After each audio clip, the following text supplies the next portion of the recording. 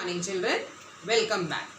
I hope all of you are in your best of health, and the last topic that we covered was heat, and I am sure all of you are thorough with your lesson and the answers that I had made you mark in the book. Children, today we are going to study a new topic, acids, bases and salts. I am sure children you must all be familiar with acids and salts, isn't it? But bases, I am little confused whether you are aware of it or not. We will study each one in detail. Now children, if I say word acid, what do you think about it? That acids are harmful or acids are dangerous. But children, it is not so with all the acids. When I was teaching you digestion in human beings, I had taught you children how our stomach releases acids, that is hydrochloric acid, and how it helps in digestion of food. In our daily life also children, we use many acids that we will discuss each one. I will give you few examples of it. Now children, if I will give you few substances like salt, sugar, vinegar, lemon, tamarind, and ask you to taste them and let me know the taste. You will say, ma'am, salt is salty, sugar is sweet, then tamarind is sour, vinegar is sour, then baking soda is bitter in taste, baking powder bitter in taste. All this children, we use it at home. See, vinegar, it tastes sour. Why does it taste sour? Because it contains acid, and that acid is acetic acid. It is used in pickles as a preservative. Then lemon, orange, all this amla contains citric acid. Then tamarind, grapes, it contains tartaric acid. So all these children, they are sour in taste. Why they are sour in taste? Because they contain acids. Okay. Then there are other substances such as baking powder. Then this is baking soda children. If I take water and I rub it against my hand, you can try this. You will find that it is soapy to touch. Okay. So, and bitter in taste also. But these substances children are edible. You can taste them. And let's say that baking powder and baking soda is bitter in taste. Vinegar is sour in taste. Tamarind is sour in taste. Okay. But all substances are not edible. You cannot taste each and every substance because some substances are poisonous. They are toxic. So these substances such as vinegar contains acetic acid, curd contains lactic acid, lemon, orange, it contains citric acid, and tartaric acid is present in grapes and tamarind. So children, these substances are sour, I told you, because of the presence of acid, and all these are useful. We use it in our daily life. Now if I ask you to define acids, you will say acids are substances which are sour to taste and they are not soapy to touch. And bases are substances which are bitter in taste and they are soapy to touch. Okay, this is the definition or the description that is given in your book. Children, I will give you one more definition of acids and bases. Why? Because this will help you. If I give you few names of acids and bases and I ask you whether they are acids or bases, this definition which I am giving you now will help you to differentiate. For example, acids are substances which contain one or more than one hydrogen atom in their molecules. Okay.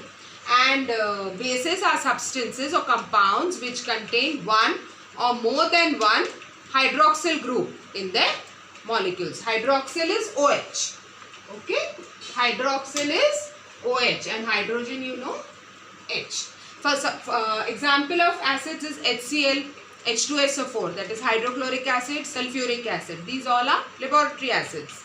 Then sodium hydroxide, NaOH, potassium hydroxide, KOH. Children, all these are symbols of the chemicals like potassium is K, sodium is Na. You are not expected to know the symbols of all the chemicals, but I will give you few in your copy so that you remember the important ones. Now children, if I ask you that please give difference between acids and bases.